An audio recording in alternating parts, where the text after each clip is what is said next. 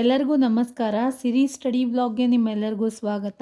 ಬಹಳಷ್ಟು ಜನ ಕಮೆಂಟ್ಗಳಲ್ಲಿ ಕೇಳಾಗ್ತಿದ್ರಿ, ನಾವು ಪಿ ಎಸ್ ಟಿ ಆರನ್ನ ಯಾವ ರೀತಿ backup score, P S T ಆರ್ದು ಅಥವಾ ಜಿ ಪಿ ಟಿದು ಯಾವ ರೀತಿಯಾಗಿ ಬ್ಯಾಕಪ್ ಸ್ಕೋರನ್ನು ಕ್ಯಾಲ್ಕುಲೇಷನ್ ಮಾಡಬೇಕು, ಅದರ ಜೊತೆಗೆ ಬ್ಯಾಕಪ್ ಸ್ಕೋರನ್ನು ನೋಡಿಕೊಂಡು ನಾವು ಈಗ ಟೀಚರ್ ಪೋಸ್ಟ್ ಬೇಕು ಅಂತಂದ್ರೆ ಅದನ್ನು 70% ಎಷ್ಟು ನಾವು ತೊಗೋಬೇಕು, ಅಂದ್ರೆ ಸಿ ಇ ಟಿಯಲ್ಲಿ ಎಷ್ಟು ಸ್ಕೋರ್ ಮಾಡಬೇಕು ಅನ್ನೋದು ಯಾವ ರೀತಿ ಕ್ಯಾಲ್ಕುಲೇಟ್ ಮಾಡಬೇಕು ಅಂಥೇಳಿ ಇವತ್ತು ಡೀಟೇಲಾಗಿ ತೋರಿಸ್ಕೊಡ್ತೀನಿ.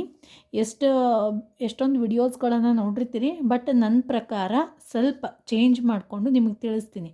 ಚೇಂಜ್ ಮಾಡ್ಕೊಂಡಲ್ಲ, ಯಾವ ರೀತಿಯಾಗಿ ನಾವು ಕ್ಯಾಲ್ಕುಲೇಟ್ ಮಾಡಿ ಸಿ ಇ ಟಿಗೆ ಎಷ್ಟು ಬೇಕು ಮಾರ್ಕ್ಸ್, ನಮಗೆ ಅಗ್ರಿಗೇಟ್ ಇಷ್ಟು ಕೂಡಾಕ ಇಷ್ಟು ಲಾಸ್ಟ್ ಇಯರ್ಸ್ದೆಲ್ಲ ನೋಡಿರ್ತೀವಿ, 81 ಜಿ ಎಮ್ದವ್ರಿಗೆ, 75 ಥರ್ಡ್ ಬಿದವ್ರಿಗೆ, ಈ ರೀತಿಯಾಗಿ ನೋಡಿರ್ತೀವಲ್ಲ. ಆ ರೀತಿ ನಮ್ಮದು ಕೂಡ ಅಗ್ರಿಗೇಟ್ 80 ಆಗಬೇಕು, 75 ಆಗಬೇಕು ಅಂತಂದ್ರೆ ನಾವು ಸಿ ಇ ಟಿಗೆ ಎಷ್ಟು ಮಾರ್ಕ್ಸನ್ನು ತಗೋಬೇಕು ಅನ್ನೋದನ್ನು ನಾನಿವತ್ತು ಡೀಟೇಲಾಗಿ ನಿಮಗೆ ತಿಳಿಸ್ಕೊಡ್ತೀನಿ. ಮೊನ್ನೆ ಬಂದಿರುವಂತಹ C&R ರೂಲಲ್ಲಿ ನಾವು ನೋಡಿರುವ ಪ್ರಕಾರ ಪಿ ಎಸ್ ಟಿ ಆರ್ದು ಬ್ಯಾಕಪ್ ಸ್ಕೋರ್ ಜೊತೆಗೆ ಸಿ ಇ ಟಿಯನ್ನು ಎಷ್ಟು ಪರ್ಸೆಂಟೇಜ್ ಹಿಡಿತಾರಂತೇಳಿ ಮೊದಲು ನೋಡ್ಕೊಂಬಿಡೋಣ. ಅದಾದಮೇಲೆ ಎಲ್ಲರಿಗೂ ಗೊತ್ತಿರೋದೇ ಆದರೂ ಬೇಸಿಕ್ಕಾಗಿ ಮೊದಲು ಹೇಳಿ ಆಮೇಲೆ ನೆಕ್ಸ್ಟ್ ಸ್ಟಾರ್ಟ್ ಮಾಡೋಣ.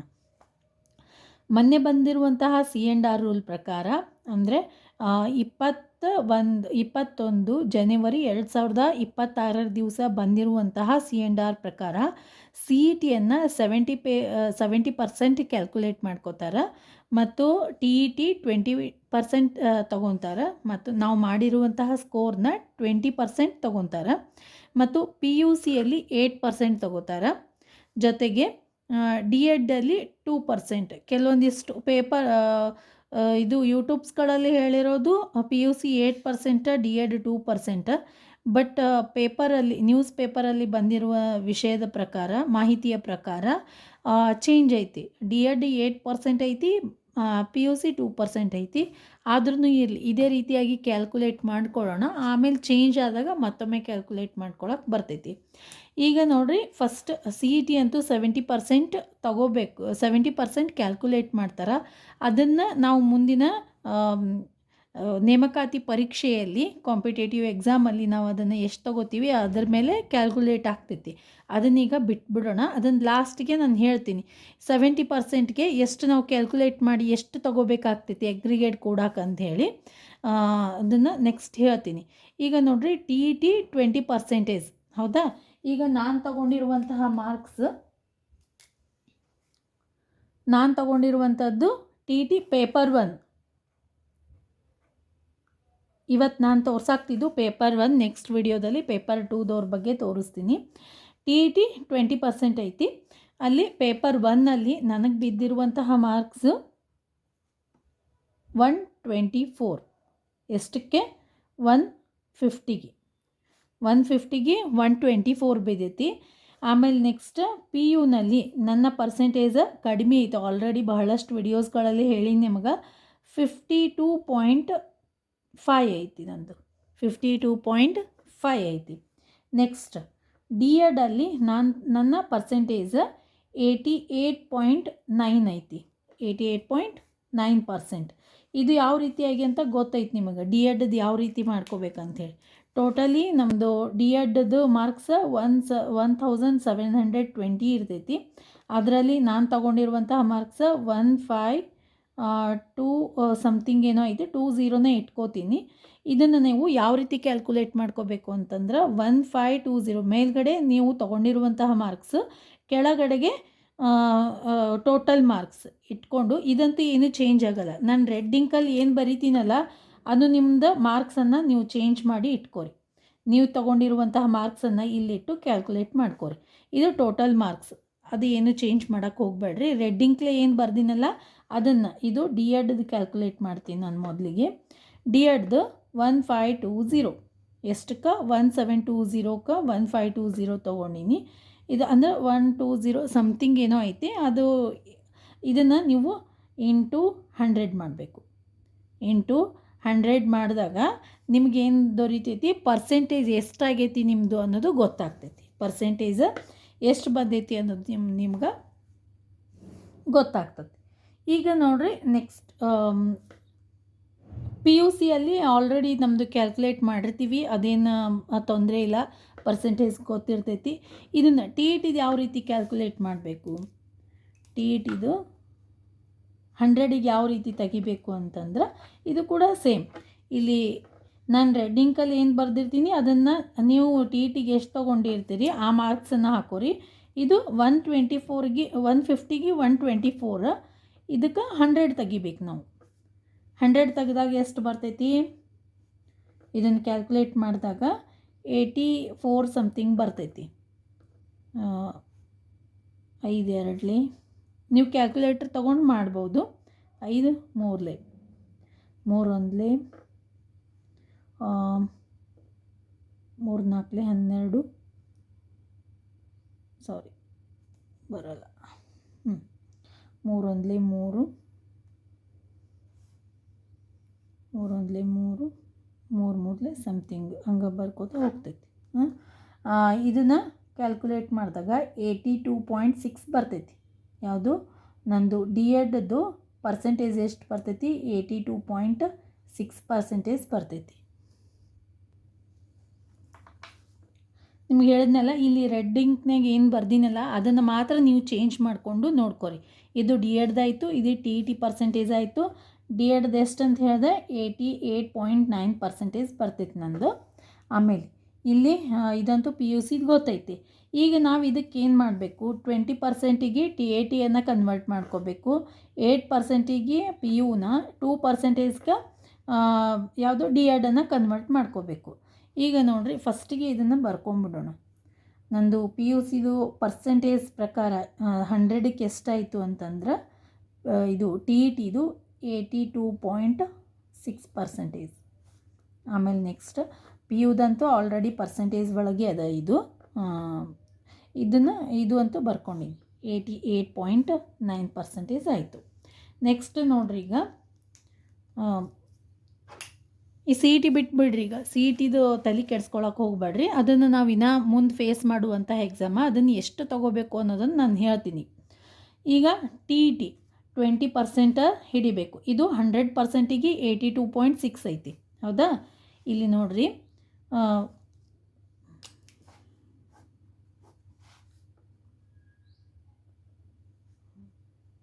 ಯಾವುದು ಟಿ ಇ ಟಿ 82. ಇದನ್ನಷ್ಟೇ ಚೇಂಜ್ ಮಾಡ್ಕೊರಿ ನೀವು. ಮತ್ತು ಇದನ್ನು ನೀವು ನಿಮ್ದು ಬಂದಿರ್ತದಲ್ಲ ಅದನ್ನು ರೆಡ್ ಇಂಕ್ಲಿ ಏನು ಬರಿತೀನಿ ಅದನ್ನು 82.66 ಬರ್ತೈತಿ, ಅದನ್ನು ಇಟ್ಕೋತೀನಿ 66. ಇಲ್ಲಿ ಕೆಳಗೆ 100ಕ್ಕೆ ಎಷ್ಟು ತೊಗೊಂಡೀವಿ 82.66, 100ಕ್ಕೆ ಎಷ್ಟು ತೊಗೊಂಡೀವಿ 82.66. ಇದನ್ನು ನಾವೇನು ಮಾಡಬೇಕು, ಇಂಟು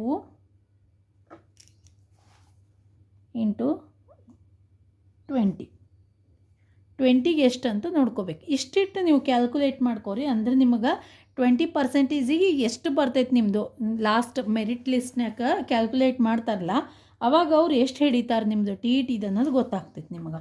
ಇಲ್ಲಿ ನೋಡಿರಿ 0 0 ಹೋಗ್ತೈತಿ, 2 ಇದು ಹಿಂಗೆ ಇಡೋದು ಬೇಡ, ಇದನ್ನೇ ನಾನು 80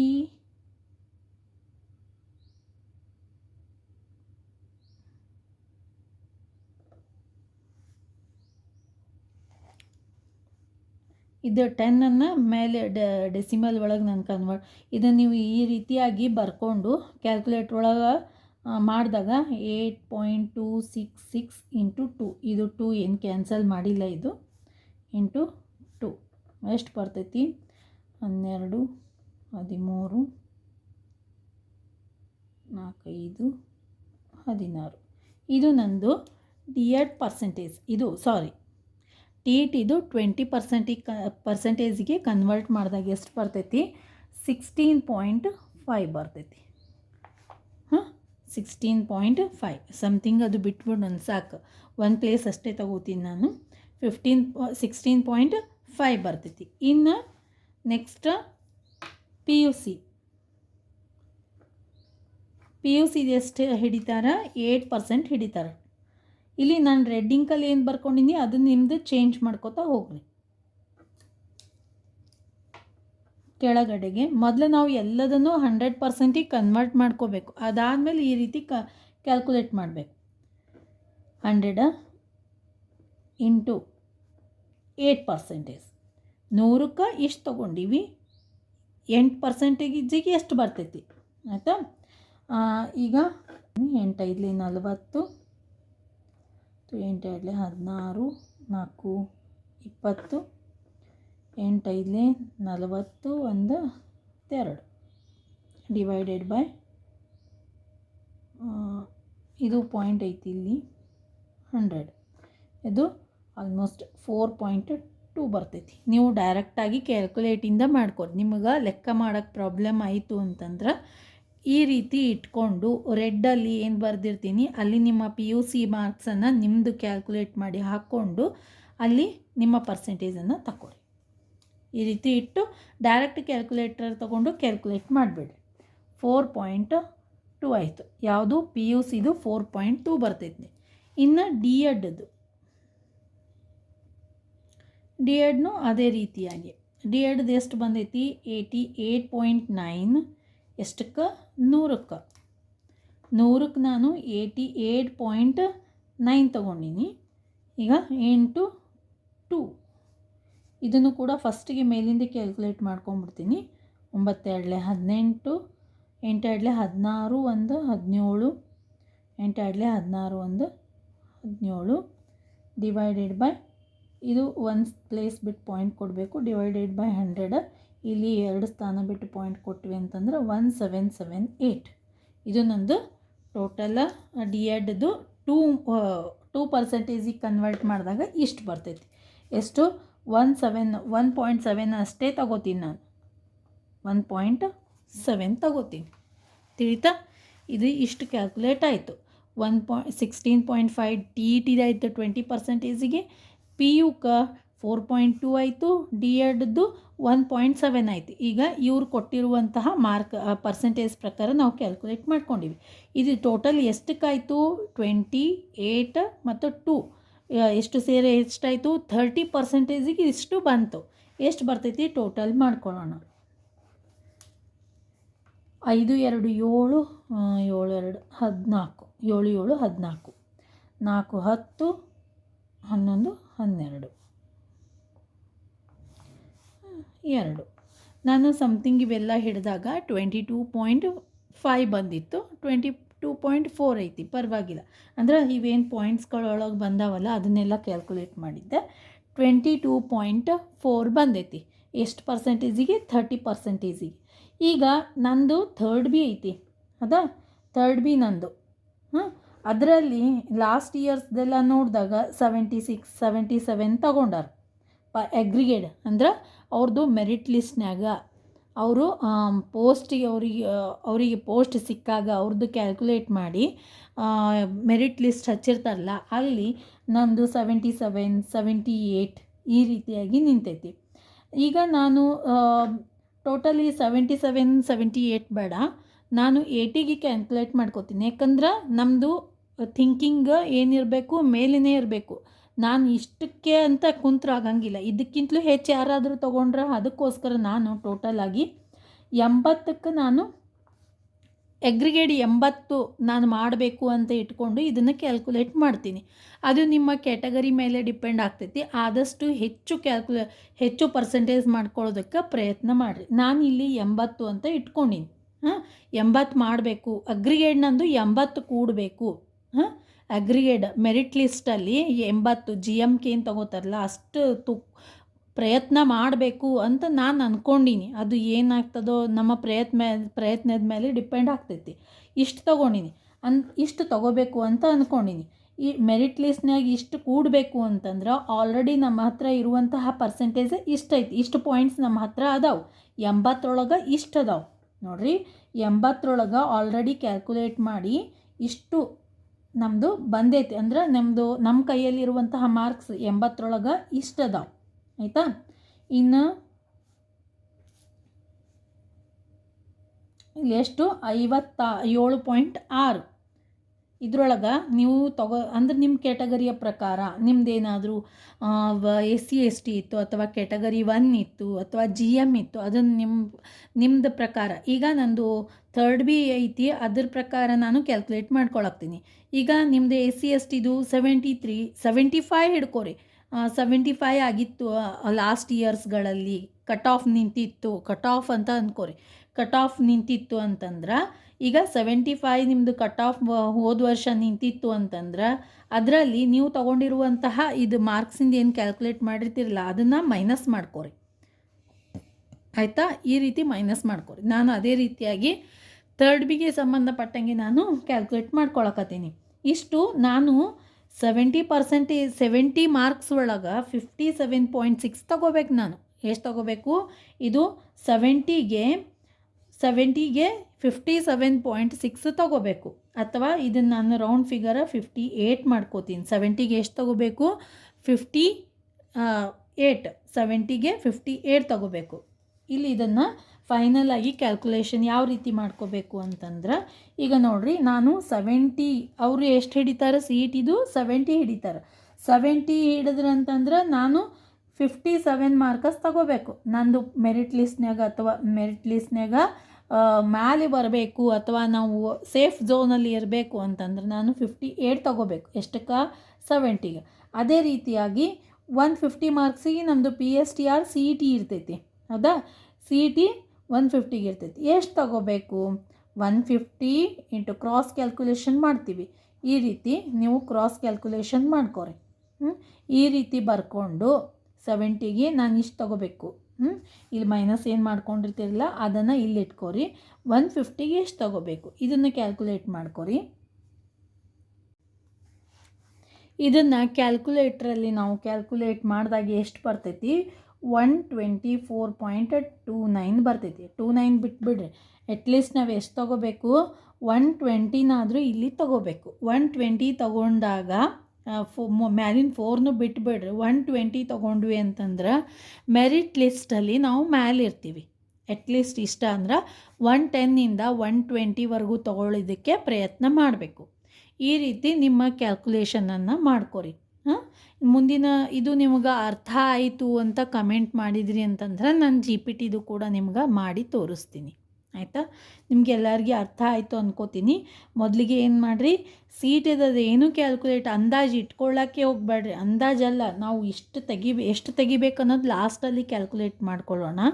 ಯಾಕಂದರೆ TETಯಲ್ಲಿ ನಾವು ತೊಗೊಂಡಿರುವಂತಹ ಮಾರ್ಕ್ಸ್ಗೆ ಫಸ್ಟಿಗೆ ಪರ್ಸೆಂಟೇಜ್ ತಕ್ಕೋರಿ. ಅಂದ್ರೆ 150ಕ್ಕೆ ಇರ್ತೈತೆ ನಮ್ಮದು. 150ಕ್ಕೆ ಅಂದ್ರೆ ಅದನ್ನು 100ಕ್ಕೆ ಕನ್ವರ್ಟ್ ಮಾಡ್ಕೋಬೇಕು. ಹೌದಾ? 100ಕ್ಕೆ 82.66 ಬಂದೈತಿ. ಅದೇ ರೀತಿಯಾಗಿ PUCಯಲ್ಲಿ ಆಲ್ರೆಡಿ ನಮಗೆ ಗೊತ್ತಿರ್ತೈತಿ. PUC ಡಿಗ್ರಿದೆಲ್ಲ ಗೊತ್ತಿರ್ತೈತಿ. 52.5 ಐತಿ ನಂದು. D.Edದು ಎಷ್ಟೈತಿ? 88.9% ಬರ್ತೈತಿ.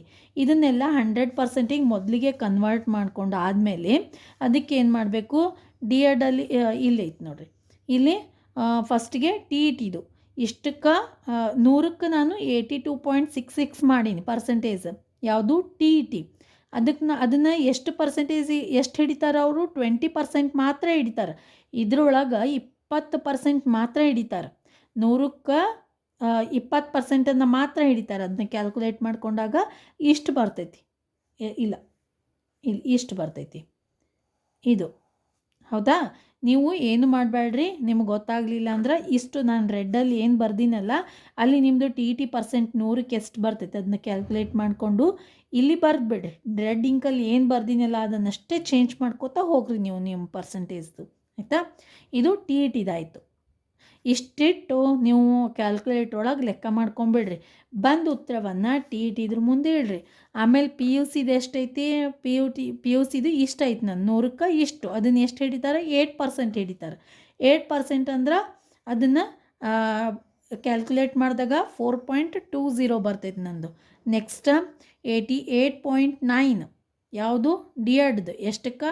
100ಕ್ಕೆ 2 × 2 ಅಂದ್ರೆ 2% ಮಾತ್ರ ಹಿಡಿತಾರೆ ಅವ್ರು. ಅದಕ್ಕೆ ಏನು ಮಾಡಬೇಕು? ಇಷ್ಟು ಕ್ಯಾಲ್ಕುಲೇಟ್ರೊಳಗೆ ಇಷ್ಟನ್ನು ಮಾತ್ರ ಬರ್ಕೋರಿ.